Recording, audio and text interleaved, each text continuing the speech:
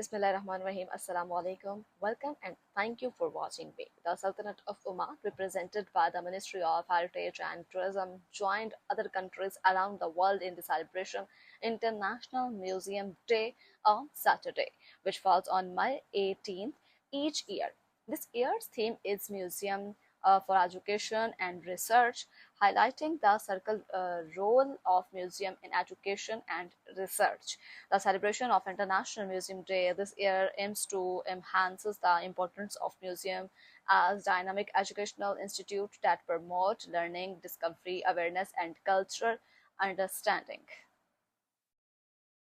जनाब सल्तनत ओमान जिसकी नुमाइंदगी वजारत सकाफत वर्सा और सियाहत करते हैं, उन्होंने हफ्ते के रोज़ बैनुल अक़वामी म्यूज़ियम डे मनाने में दुनिया भर के दीगर ममालिक के साथ शमूलियत इख्तियार की है, जो हर साल 18 मई को मनाया जाता है, सेलिब्रेट किया जाता है। इस साल का थीम